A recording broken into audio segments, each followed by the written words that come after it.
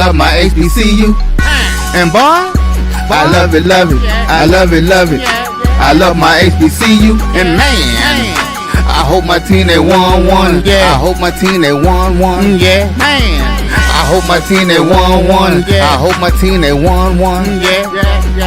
I tune into the HBCU Sports Lab to see if my team won or lost. If they lost, I'm quiet as a mouse. But if they won, keep tab. I'ma do the dab, yeah. Dr. Cavil, he know what he be talking about. Mike and Charles, they know what they be talking about. They compress the analytic data with the hip hop. If you know them like I know them, they gon' tell you if your team, if they won or lost, and who the ball. So listen to Professor, yes sir, and pay attention, cause he gon' teach a lesson. This is Dr. Cavil's Inside the HBCU Sports Lab radio show and podcast, episode 718. This is the Indy Report. Welcome to episode 718 of Inside the HBCU Sports Lab radio show and podcast, the show that's covering the sporting HBCU diaspora, all things HBCU sports for institutions large and small, from the NAIA to the NCAA. We share insights and information on the HBCU sports culture and HBCU athletic aesthetics to facilitate the story of HBCU's athletic programs and the business of HBCU sports.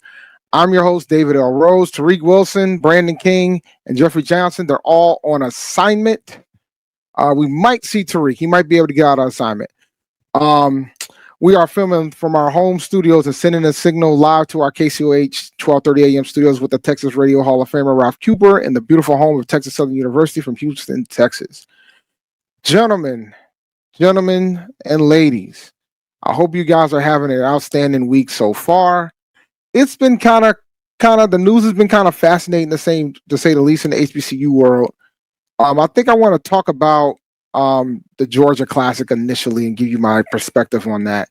So unfortunately, for those who don't know, who haven't heard the news, the matchup between Mississippi Valley State and Florida A&M University was scheduled for this weekend in Atlanta, Georgia. And that game is no longer going to be in Atlanta, Georgia. It's actually going to be in Urbana, Mississippi. At home for Mississippi Valley State. This game was originally a home game, and they've moved it back to Urbana due to some challenges with the promoter and among other things. It's disappointing, but shout out to Stephen Gaither and Vaughn Wilson from HBCU Game Day. They kind of started spreading the tea leaves a little bit a few months back. And they got a little bit of resistance initially, but it seems like they were onto something with regards to whether or not this game was going to happen in Atlanta. I just think from the standpoint of it happening and the timing of it all, you're talking days before they were supposed to play this game. It's somewhat embarrassing. From the standpoint of we're talking about two Division I schools, and this is happening. So it's disappointing. It's embarrassing from that standpoint, and it brings up the discussion about whether or not we should be doing classics. I think that to do a classic, it has to be like a legitimate type of game, something that has a historical reference, something that has a lot of history to it, and something that people want to go see. And you got to have months to prepare. Trying to do it in an NFL stadium is a tall task. There's not too many marquee matchups that can pull it off in an NFL stadium. So when you take all those things into account, I don't think it was a big challenge for that classic to succeed. I'm pretty sure folks are going to get their money back for the tickets, but I feel for the folks who were planning on flying down, and got hotels and things that are short because of such short notice. It's very possible they might not be able to get some of their funds back in that regard. But hopefully some of these companies and corporations will work with you. From my perspective as an Aggie, I know when I was a student, we always played the school down the road for the Aggie Eagle Classic. But when I was a student, it was in Raleigh, pretty much every year that I was there. And the big thing about that game was that, they had promoters to have that game at Carter Finley Stadium and North Carolina State Stadium. And then it fell apart because of payment and things of that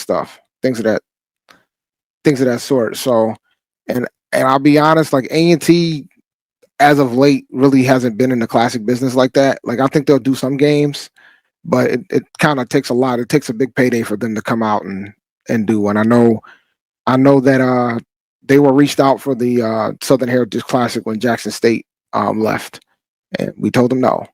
And we ended up doing a home and home with Tennessee State. That's how that came into fruition. So when you take those type of things into account, I know like there's certain classics that are undeniable, like the Bayou Classic is undeniable, Magic City Classic is undeniable, right? But that's something that's been built up for a long, extended period of time. To bring back a classic that's been gone for a period of time, you got to have a very big marquee matchup. And I'm not trying to beat up on Mississippi Valley too much, but you got to have like a high level of a marquee matchup.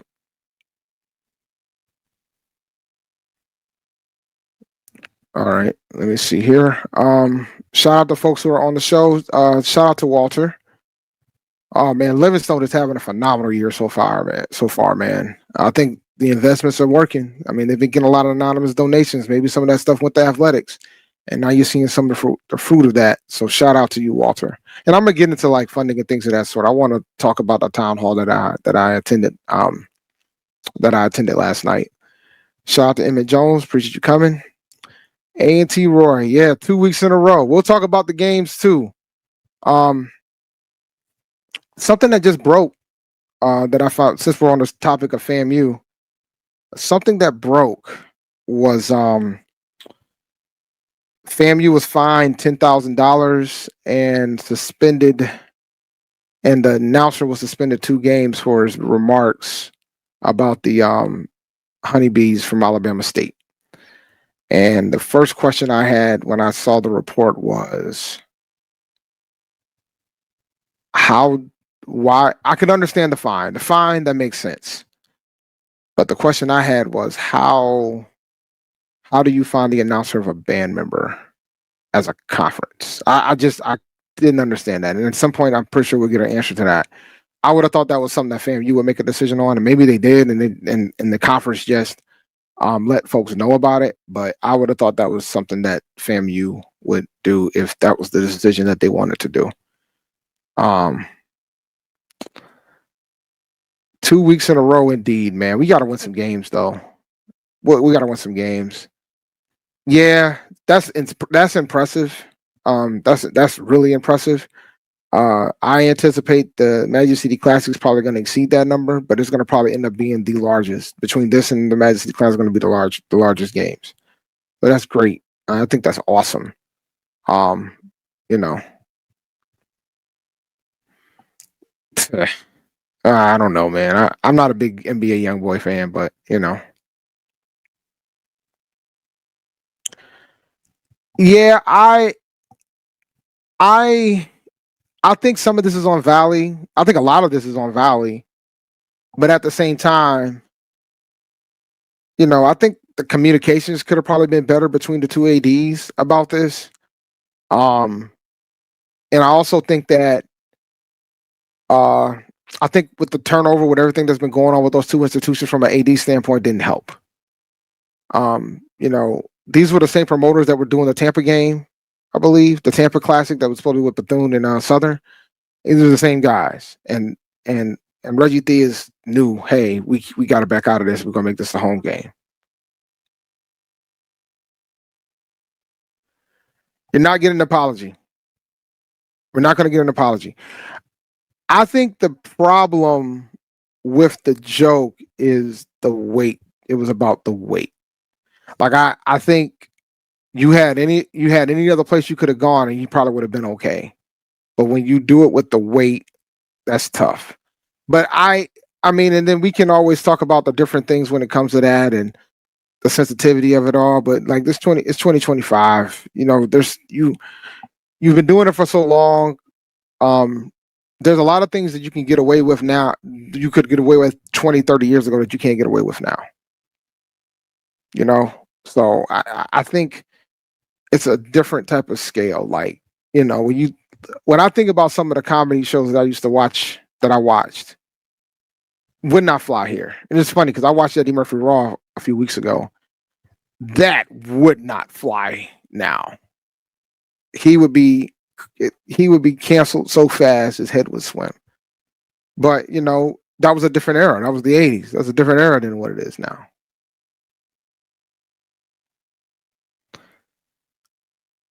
Yeah, but hey, I guess nobody complaining loud enough. I guess I don't know what to tell you there. Bethune-Cookman went through the exact same problem. Which did. Yep. Shout out to him, man, for making the right call there. I mean, when you listen to the audio of the joke, you could hear the crowd like they kind of booed him a little bit, like, and they were at home, so like I think even the crowd knew that was the wrong call. It didn't land. Like, it wasn't funny. I mean, to keep it a bean, it really wasn't a funny joke. Like, I think you can get away with it if it's funny, but if it doesn't land, and then you're talking about body shaming and things of that sort, that's on a young lady, on ladies. That's a lose-lose situation. With regards to that. What's going on, Chuck? Hope you're having an outstanding day. All right, I'm going to go ahead and take this first break. When we come back, I'm going to talk about what happened this weekend with the Independents. So we shall return. This is Dr. Cavil's HBCU inside the HBCU Sports Lab, the Indy Report. This is the Dean of the College of HBCU Sports, Kenyatta Cavil of Dr. Cavil's Inside the HBCU Sports Lab with Mike Washington and Charles Bishop. Come mix it up in the lab where the course lecture is in session every Tuesday from 6 o'clock p.m. Central Standard Time on Facebook Live, YouTube Spreaker, or the BCSN app, as we discuss all things about the HBCU sports culture, including exploring the week that was in the sporting HBCU diaspora, as well as the upcoming week of HBCU Sports. With me, the Dean, the College of HBCU Sports, on Dr. Cavil's Inside the HBCU Sports Lab with Mike Washington and Charles Bishop. Course lecture dismissed.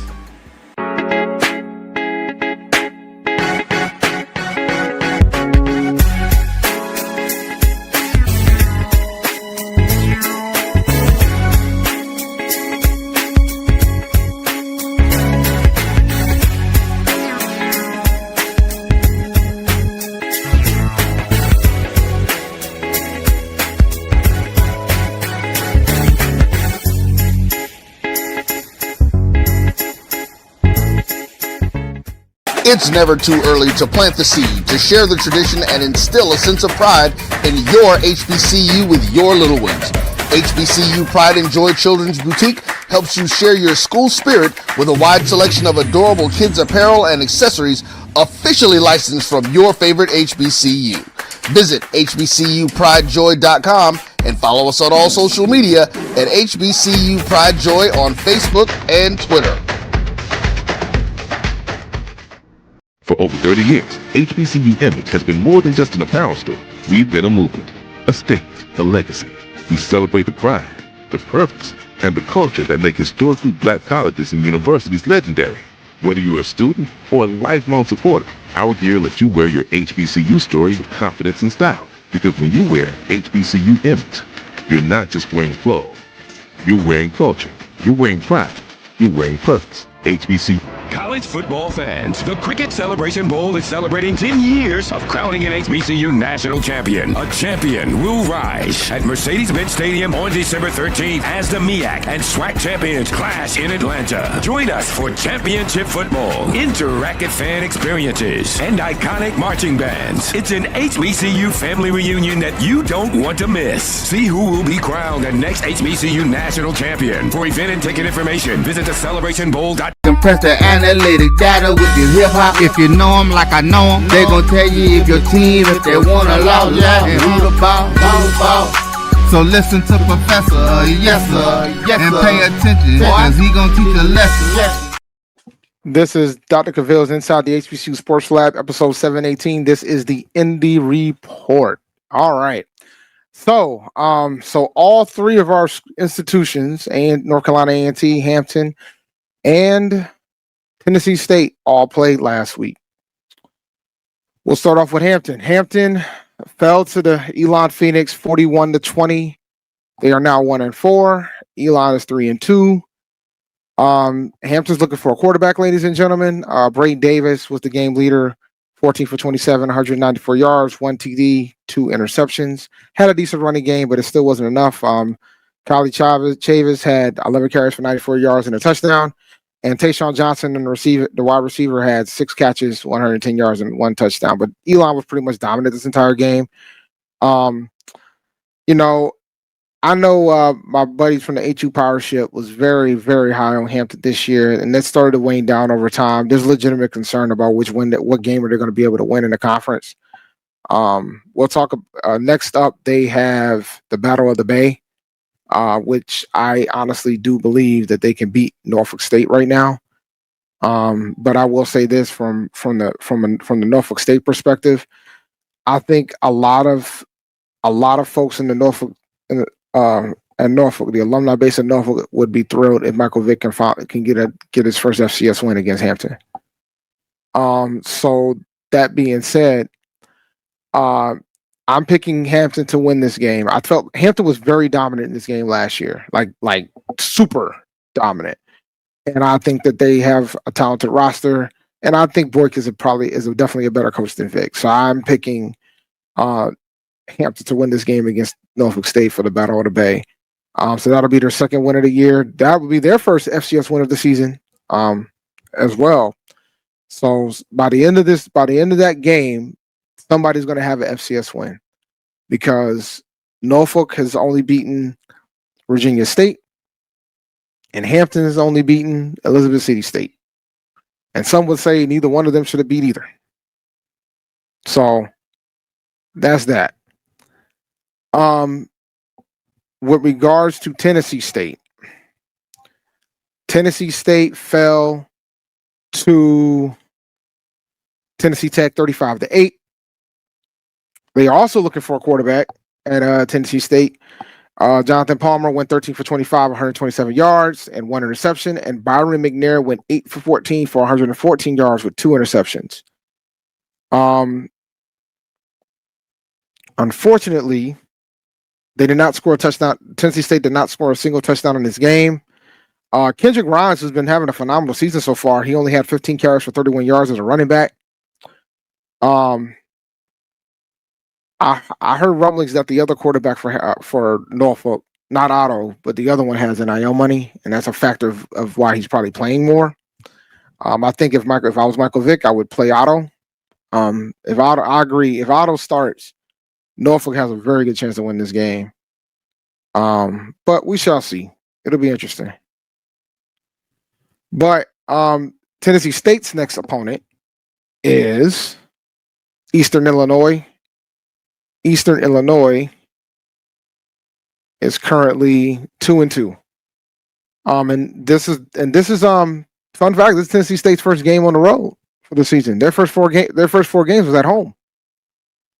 So this is their first game on the road. I'm hoping that Tennessee State can get this one, but I will be honest, guys. Offensively, they have not looked good this year. They just have not. So it wouldn't shock me that Eastern Illinois pull this out. I see Tennessee State's record as 1-3, and I feel like it should be 0-4, but I'm biased when it comes to that for multiple reasons. Speaking of which, I went up to Maine this weekend. I went up to Maine on Saturday. So I was at the game between A&T and Maine. A couple things about that game.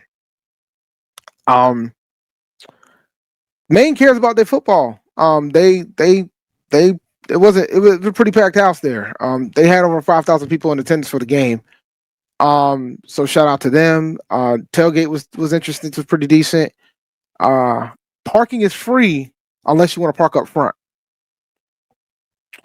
What's going on, Adam? How you doing, sir? How you doing? You're on time, man.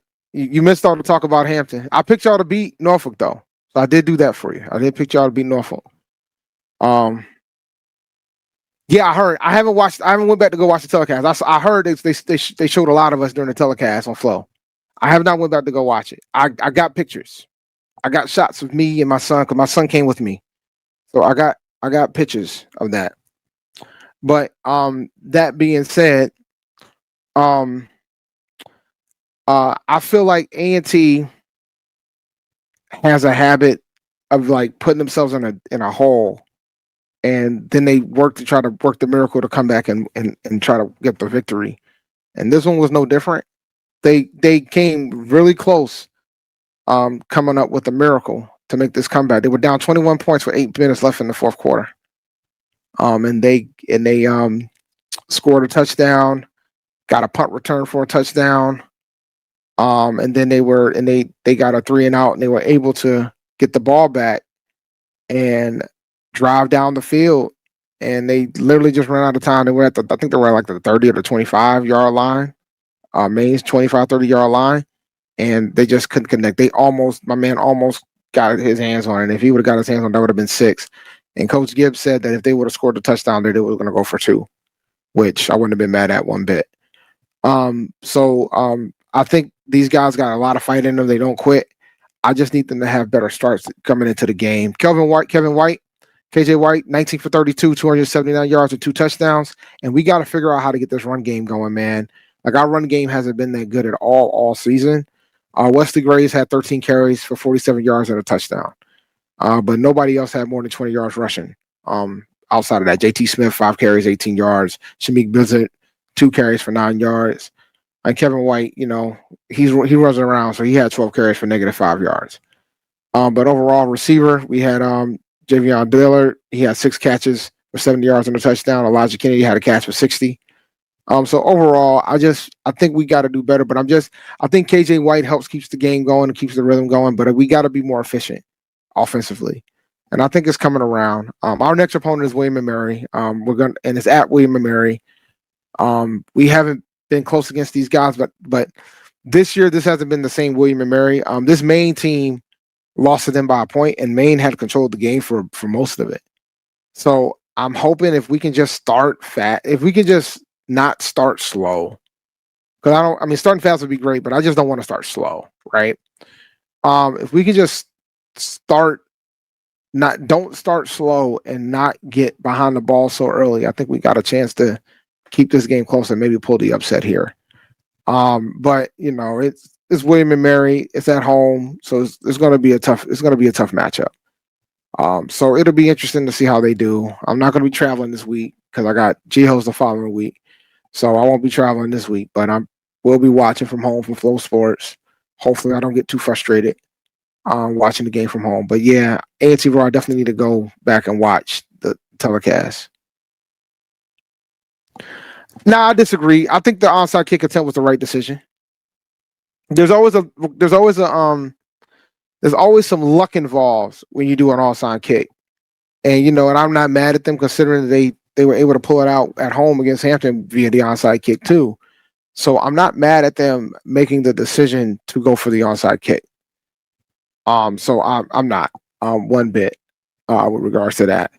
I'm curious to see how William and Mary is going to approach this game against us. We did, for those who don't remember, the defensive coordinator, our former head coach used to be the defensive coordinator for William and Mary. Him and Mike London are tight. So I know there might be a different type of edge with this one coming into Saturday. There might be some type of storyline with regards to that, but we're going to see. It'll be interesting to see how that goes. But I do agree, AJ, A&T hasn't played 4 complete quarters yet. Yeah. In that game we lost, crazy enough, and that was against Tennessee State. So I believe that was against Tennessee State. Let me double check that. I'm pretty sure it was Tennessee State. Let's see. Yep, it was against Tennessee State. We're up 14-10 at the half. Just want to make sure I wasn't making things up for y'all.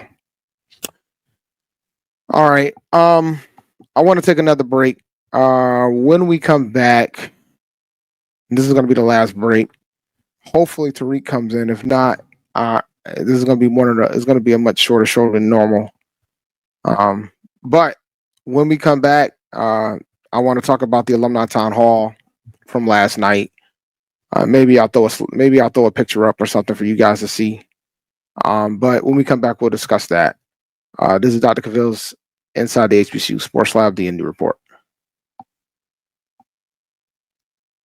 This is Brian Fulford. AD Drew and I are co-hosts of the BCSN Sports Wrap. We talk about all things related to HBCU athletics. From the games, teams, coaches, and fan interest stories, we cover it all. You can find our shows on Facebook at BCSN Sports Wrap, YouTube at MyJBN Online, and everywhere you listen to podcasts like Anchor, Spotify, Google, and Apple Podcasts. You can also find the show on the Jericho Broadcast Network's app. Make sure to download.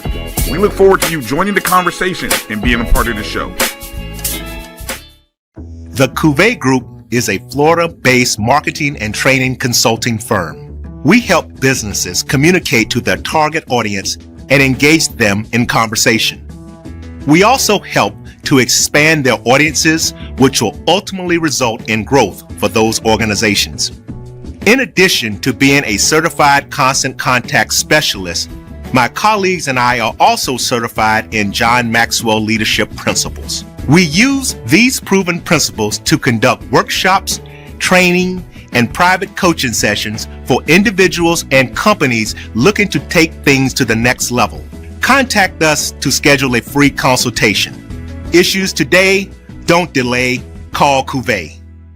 For over 30 years, HBCU Image has been more than just an apparel store. We've been a movement, a statement, a legacy. We celebrate the pride, the purpose, and the culture that make historically black colleges and universities legendary. HBCU Image, a Kenny T's company. College football fans, a champion will rise in Atlanta on December 13th. MEAC champion, SWAC champion, the 10th Cricket Celebration Bowl, crowning an HBCU national champion. For event and ticket information, visit thecelebrationbowl.com. ESPN Events presents Red Lobster Band of the Year. Returning to Atlanta on December 12th, 4 bands will qualify for the big stage, where 2 national champions will be crowned. Follow us for rankings updates throughout the season, and join us on December 12th. For event and ticket information, visit bandoftheyear.com. When it comes to professional learning, teachers deserve better.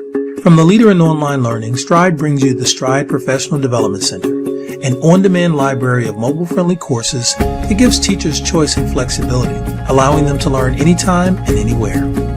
Our dynamic courses provide bite-sized learning and help educators advance their knowledge while also gaining professional development hours. It's time you take charge of your learning. Visit us today to get started. Compress the analytic data with your hip hop. If you know them like I know them, they gon' tell you if your team, if they wanna lose, and who the ball. So listen to Professor, yes sir, and pay attention, cause he gon' teach a lesson. This is Dr. Cavil's Inside the HBCU Sports Lab, episode 718. This is the Indy Report. So yeah, man. So I went to the A&T Alumni Town Hall yesterday, and there's been a lot of emphasis on athletic giving.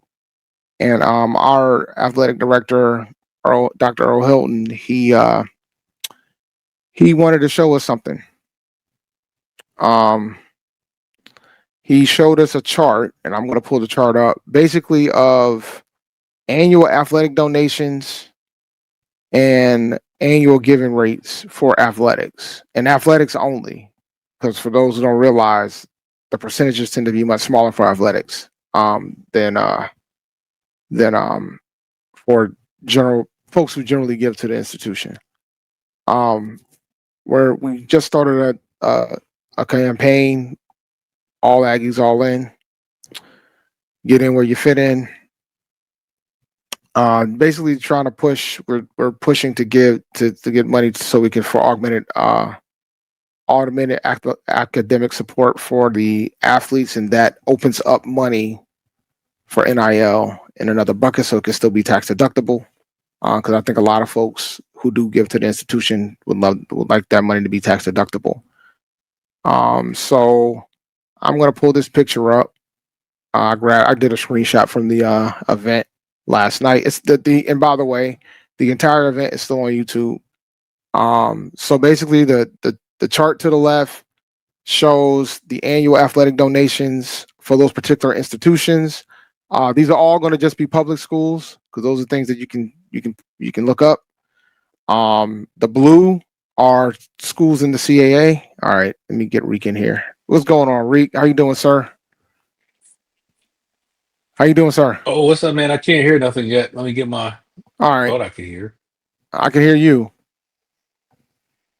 but I'll give you a minute before I keep going on this chart, because this is an interesting chart. Hold on, something's wrong.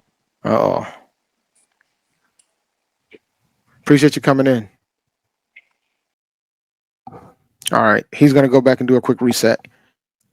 So basically, the institutions in blue are the CAA schools. The institutions in green are the HBCUs, and the institutions in the one institution in gold is A&T.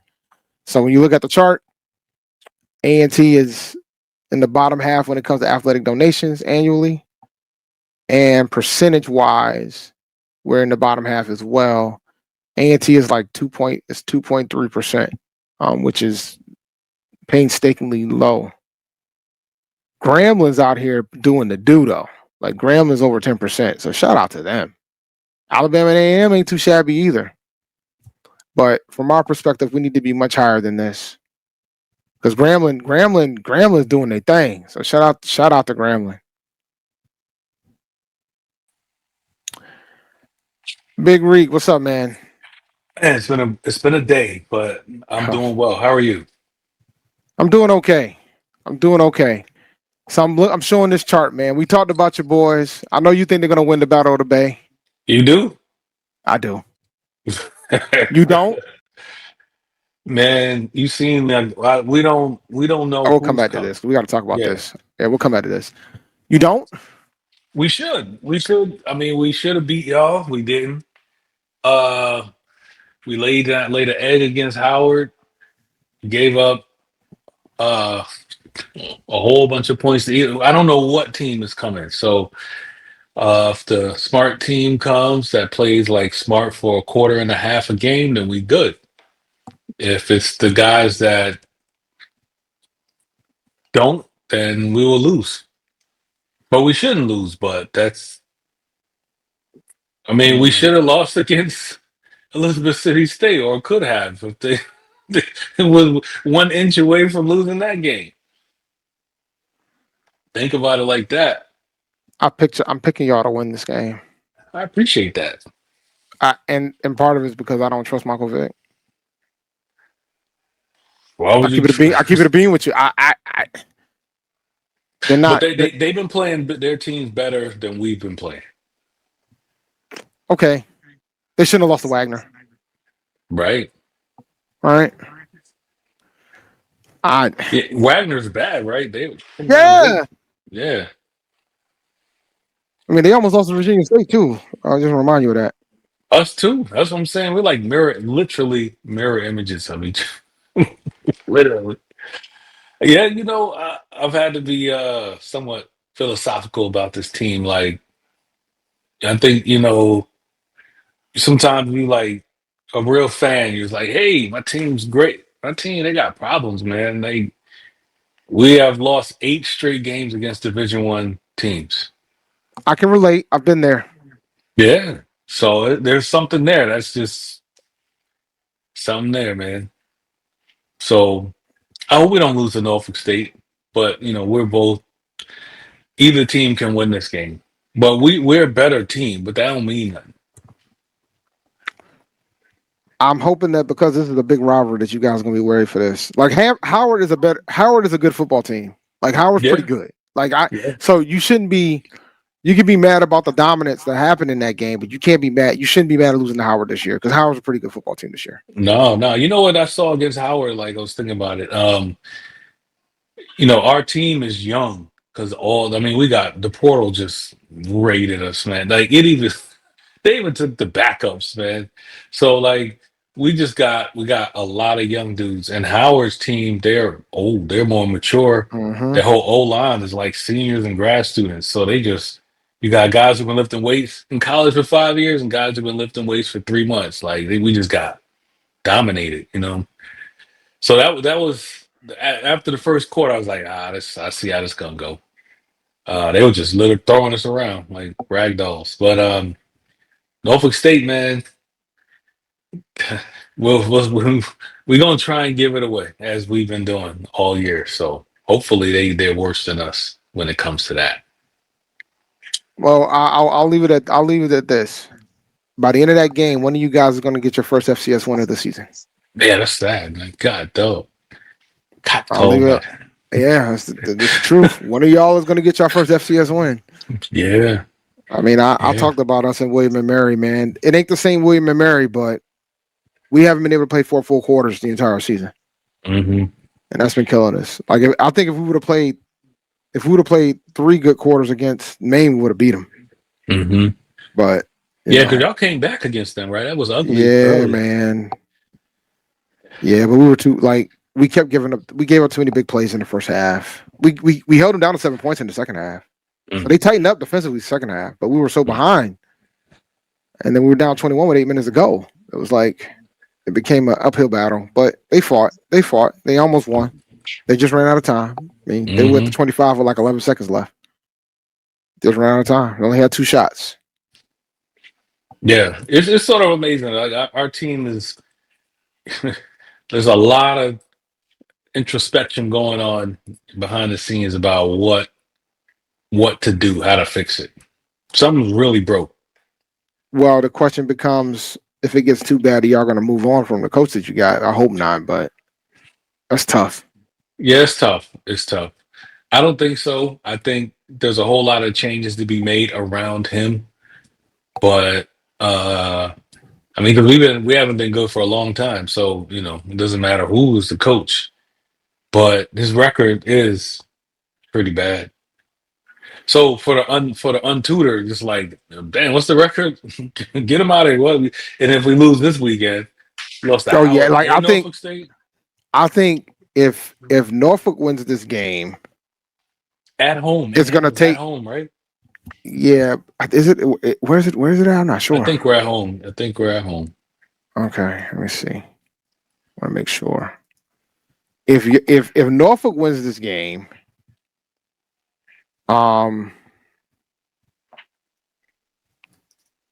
if Norfolk wins this game, it's at Hampton. If Norfolk wins this game, that's going to take some stuff off of Vic. Like that'll buy Vic a lot. Well, Vic ain't going nowhere anyway, but like the criticism of him will reduce a little bit if he wins this game. Yeah. And if you guys win this game, it'll take the heat off of Boykin a little bit. A little bit. Just a little bit. But if either one of these games is a blowout, there's gonna be screams either way. Like even after what happened with us with the school down the road, folks were talking about trying to move Gibbs. And I'm like, you guys are out your mind. It ain't happening, guys. ain't happening.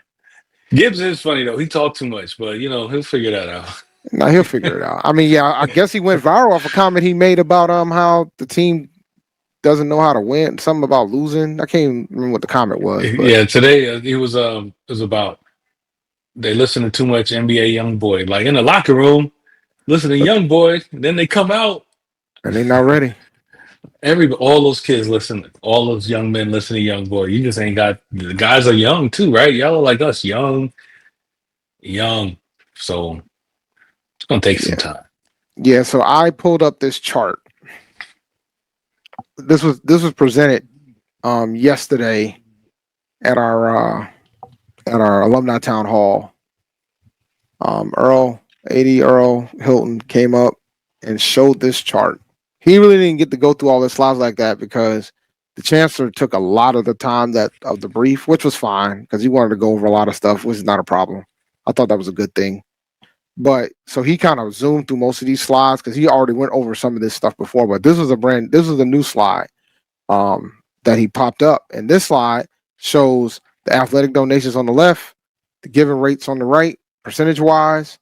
And this is just solely to athletics. And so he put this chart up to emphasize the fact that A&T is is in the bottom half compared to our HBCUs and compared to the HBCUs and the CAA. And these are all public institutions, right? Mm-hmm. So the first things that I noticed, FAMU's doing a pretty good job. Shout out to them. Grambling is too. And then when you look at the percentages over here, Grambling is getting it in where they fit in, so to speak, with over 10% of their alumni giving back, which is pretty cool. That's pretty dope. A&T's at 2.3%, right? Like Norfolk, Tennessee State, Morgan, FAM, Alabama State, South Carolina State, Alabama A&M, and Grambling, they all give at a much higher percentage than us. And then you talk about the money, Tennessee State, A&M, Morgan, Grambling, and FAM, they all give more than us. I find it fascinating that FAMU gives more than everybody but gives more donations than 3 CAA teams, which is fascinating. That is. Now, granted, now College of Charleston does not play football. You know, and they're still getting like so much money. But basketball is their bread and butter, College of Charleston. But Stony Brook, I'm not shocked by. They get injections. And it's not an accident that their team turned around as fast as it did.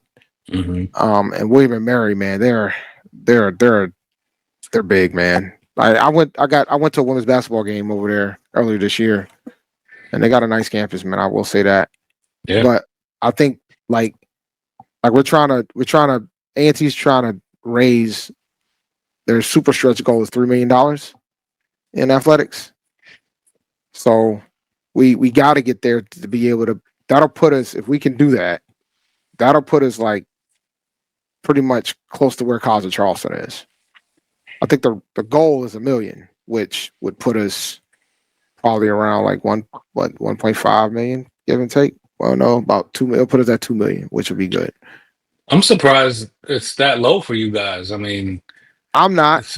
Given all the Aggie pride, I mean. Nah, I'm not, because it's one thing to have Aggie pride, but sometimes you got to give. Like our giving rate for the campus, for the school, is much higher. We don't give to athletics like that. So I'm not surprised. So that's why when I'm looking at the season and I'm seeing how the results are, you can't be shocked.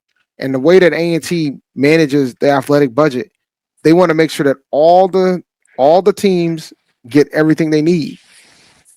Not the bare minimum, like everything. And so because I know there was I couldn't find the chart, but I guess I saw there was another chart that came out and it showed just the football budgets of the public schools, and A&T was near the lowest. And I said, and we have like a $20 million budget. So I said part of the reason why is because we have among one of the highest budgets in the CAA in track, among one of the highest in volleyball, among one of the highest in women's basketball. We're near the top in those categories. And what are the correlation? They're winning. Volleyball's stopping is starting to kind of slow right now, but last year they made the CAA tournament for the first time. So like we're winning. So there's a correlation there. Yeah, we have the highest for women's basketball, and I think that's not going to change. You know, and we won the regular season title, and we have one of the best records in conference in the CAA since we've joined. I think the best record in conference since we joined. So, you know, the investments matter. So people complaining about the football program and how bad the football team is. We gotta start punching at our own weight if we're trying to win the CAA. True. If we just okay beating the rivalry, and we can't even do that right now because of how bad the team is. Okay, don't do nothing. Maybe we might figure something out. But if you want to win the conference and be better, we gotta start giving more, man. 2.3% ain't gonna fly. Yeah, that's not good. $1 million ain't gonna be enough. That's not enough. I wonder what ours is. Yeah, you gotta call your AD for that one, buddy. He can probably tell you. And to think he probably might be willing to put it out there to let folks know what it is. Because I mean, we do have a lot of product. We do a lot of talking. I posted on Twitter that I was like, it's action time, guys. Like it's like we're done with talk. It's action time. Yeah, this is where I'm at, ODB. They never made it a priority. We've never made it a priority. So when we were dominating in the Celebration Bowl, it was not a priority. It wasn't a priority. Fundraising was not a priority. We never made it a priority. Like we've been talking about doing an athletics capital campaign for years, and we're finally getting off the ground because we have to if we want to compete. It's just, ticket sales, game guarantees, and student fees. I didn't want to pull up the other chart, but I've pulled this up before on the show where 60% of our athletic budget comes from the students. But to say so, you know, Earl is astute. You know, I wonder maybe he's going where there's some traction. Like, why doesn't he think there's not enough gold in them hills of the alumni? I think we need to focus more on corporate sponsorships. To be honest with you, I don't think we do enough in that arena. I don't think there aren't too many HBCUs. There aren't too many HBCUs that do. To be honest with you, like I think Howard has done a pretty good job. I think like women's basketball team got an NIL deal. Like they got sponsorships. So like I just think that right now it's we need to have somebody that focuses solely on that. Right. And like knows how to get to those corporations. I think we're getting the staffing to do that right now. We need somebody that primarily focuses on that, and then you might see some changes and things of that sort. But like Steve Smith Sr. donated $50,000 to the golf program. The coach did that. You know what I'm saying? Like the golf coach did that. Right. So like it shouldn't always have to come down to that. Interesting. And yeah, ODB's got it right there. Just like student fees, you can't live off the backs of alumni donors forever. Because the other dilemma you got too is that, and the other factor that a lot of folks don't want to discuss, but it's very true. You can't keep depending on the old guard to keep paying for this. You got to come up with ways to get the younger alumni involved. And I think that's going to be a bigger challenge than I don't think we realize. And that's just not for us. That's across the board. For everybody. Yep. That's everybody.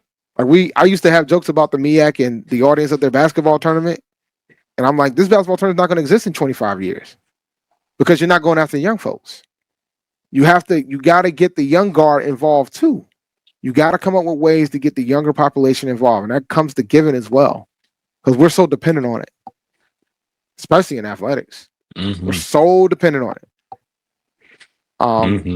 So, and when they briefed us like, well, we got to get more from the alumni. I'm like, you're going to get what you get from me, man. I can't, there's some level of sacrifice that some folks can and can't do.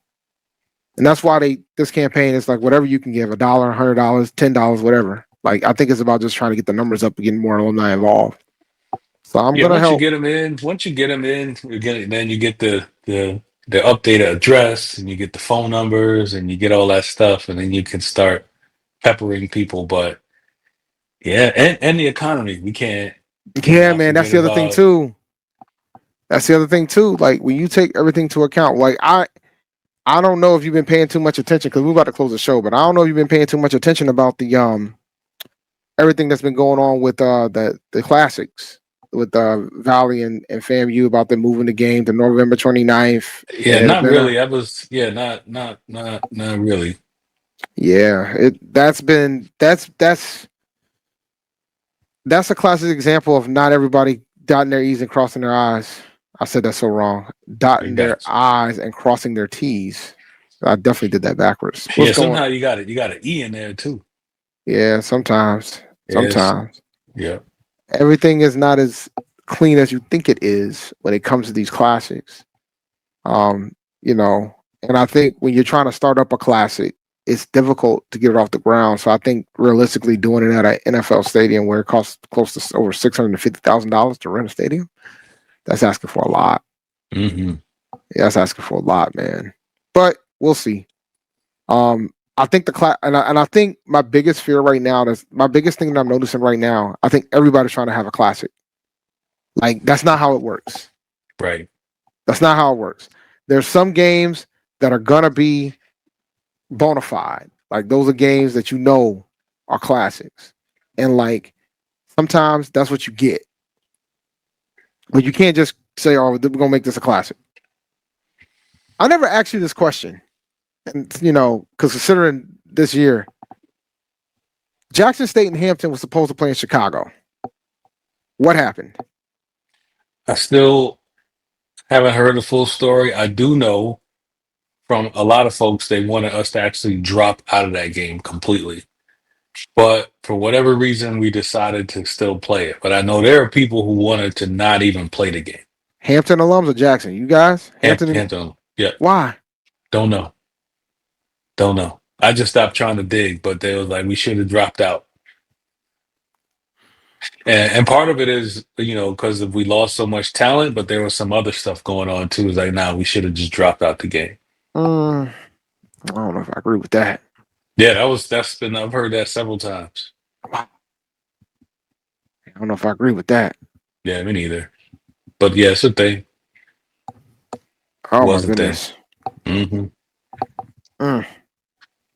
Nah, I remember y'all had the game with Grambling up in New Jersey, and I was like, "Yo, that was." And I went there for that one. Yeah, I was You were there. there too. Yeah, I was there. Yeah, I thought it was a good experience. I took the route up. I took the route up to Newark for it. It was a pretty good experience, I will say. So I was kind of shocked when you guys didn't do it again. I'm like, y'all had a good thing going there. Yeah, and we always go up there. Always.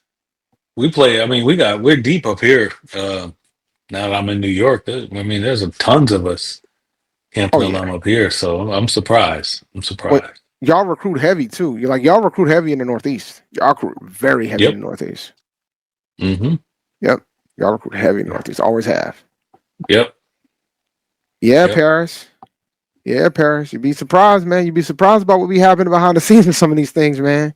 Because sometimes, like, the MEAC schools tend to not be in the classic business like that. They're just not. And that's just a thing. Like outside of like the Florida Classic, Aggie Eagle, Battle of the Bay, Battle of HU, Carolina Classic when it was called the Carolina Classic between us and South Carolina State. Like we've kind of veered off from that historically over time. Mm-hmm. We have. Because Morgan don't have a rival. So, but a lot of times with those classics, there's issues with the promoters, right? They start getting weird, man. They're like pimps. I mean, it's like Don King. You know what I mean? They ain't only in America. Yeah, man. Some of the promoters are bad, man. Bad, and then they try and change terms. Yeah, bad deal sometimes. So if you can just have your game on campus, but I do think what's the classic? What's classic about FAMU and Mississippi Valley? Like what was? Well, the Georgia Football Classic used to be a game that was played for a long time, and it stopped about a decade ago. Mm-hmm. Right. So, but I think when you're going to have something like that, you need to have the right teams there. Yeah. Could A&T get back into the classic business if they wanted to? Pretty sure. Yeah. I'm pretty sure we can fill it. If it's A&T versus FAMU, I'm pretty sure we can fill something up. Yeah. I don't think there's a question to that. We got a strong alumni base in Atlanta, so is FAMU. I don't think there's a question of that, but it's got to be the right promoter. It's got to be the people that we can trust. Because the only classes that we're doing that's like with big sponsorship is the Aggie Eagle Classic for the Duke Mayos Classic, and that's not going to be until we did one in 2022. We do the second one in 2027. And that's the one in Charlotte, right? That's the one in Charlotte. Yep. Yeah. That's the one in Charlotte. Yeah. I think AD Hilton said they got $500,000 in the clear for the first round. So we're hoping we're better. We can get more than $500,000 in the clear in the second round. We'll see. But nah. Let me ask you a question. Go back, pivot back to football. Like, I'll follow with this. Like, how do you feel? How do Aggie fans feel about that loss to Central? Because we ain't really dive into that. Oh my God! I mean, I think initially folks were they were kind of shell shocked, but I don't think folks realized how bad the situation was that Gibbs inherited. I think that was the game. Like, I don't know why they didn't think that could happen, but I think the reality set in when it happened again at home. Yeah. And I think now they realize that this is not what you guys think it is. And then, then you have the conversation of we were literally a penalty away from being 0-4. Because if you guys didn't get that penalty at the end of the fourth quarter, that gave us that first down, that game was over. Yeah. And then we went down the field, got the touchdown, got the onside kick, got the field goal, win the double overtime, won the game. So when you look at it like that, we could be 0-4, because some people always say, well, we could, if we would have did this against Maine, we probably could have gotten that win. If we would have did this again, if we didn't have somebody turn to get, but if we didn't get that penalty, we would have been 0-4. Mm-hmm. So when you take all that into account, you kind of have to have an idea of what you got in front of you. We're not a good football team. I think we have talent on the team. I think we got some good players on that team. But there's so many holes. And on top of that, this team has to learn how to win. Right. That's the big thing right here. That's the big kicker too. This team has to learn how to win. And Coach Gibbs also made a comment to the effect of, and I don't have to quote, to the effect of, there's still players on this roster that think that we go into games thinking they're gonna lose when certain things happen within the game. Yeah. He needs a roster full of people that think they can win this game at any point in the game. Yep. And he doesn't have a roster full of that. He has a lot of players that do feel that way, but everybody's not in unison when it comes to that. So he's got to get that first. Yep. It's gonna take some time, man. Like I think against William and Mary, I just hope we don't get blown out like we did last year and the year before that. They have it was just last year. They have beaten us pretty bad, bro. Yeah, sometimes when William and Mary will beat the brakes off, like if that line is rolling that day, you ain't got no chance. You know, one thing, the reason why I asked that is because like Hampton, at least the folks I know, it's not really surprised. Like that loss to Howard really forced us to like, whoa, wait, whoa. We ain't what we thought we were. Like, it's not even like how the hell. It's like, whoa, wait, damn, we got problems. Yep, this is it. This is it right here. Guys that expect to win and not hope to win. Well, you gotta get all them Brown guys out of there. You probably still got some remnants of that. Yeah, well, is that and it's other things too. I mean, you got to think about it, man. I'll ask you this question. We got to close out the show for NG Strike Zone. Do you remember the last time A&T beat a team with a winning record? A Division I team with a winning record? No. South Carolina State in 2021. Dang, I was gonna say the year that they won the Celebration Bowl was the last time we beat a Division I program with a winning record. Oh man! So that was before Coach Brown. That was during the Washington era. So when we went 7-4 in 2022, we did not beat a single team with a winning record. We lost all those games, all 4 of them, including against Gardner-Webb in the Big South Championship. Wow! And then that doesn't even, and it doesn't help that the last 2 years it's been brutal. Like last year, we lost our home games by average of over 30 points. Wow. So, you know, one thing y'all got to do, we're finding this out, like, was because of the way this country works. Because if y'all have success in the CAA, people are going to come harder after your players in the portal. So that's something, all this fundraising and stuff like that. That's why you need it. Yep. It's even more important for us. Yep, you know, there's bias against the MEAC players, but if you're in the CAA and you can play, they'd be like, oh, okay, you can come be on our bench, and here's $50,000. Yep. All right, I gotta close out. You're right, man. I gotta close out because I don't want Brian being mad at me. Yo, guys, check out the ONG Strike Zone coming up next. Thank you for listening to Dr. Cavil's Inside the HBCU Sports Lab. Make sure you share your podcast with your friends and colleagues. Follow me on Twitter at ChampD1012. Follow Big Reek at HUPowership.com. Make sure you follow Dr. Cavil at Dr. Kenyatta Cavil on Twitter, Facebook, and Instagram. Follow Inside the HBCU Sports Lab 1 on Facebook and Inside the HBCU Sports Lab on YouTube. Dream big and continue to move forward. We'll talk to you soon. Reek. Of course. Lecture dismissed. All right, we'll see you guys next week, guys. Later, man. Good luck.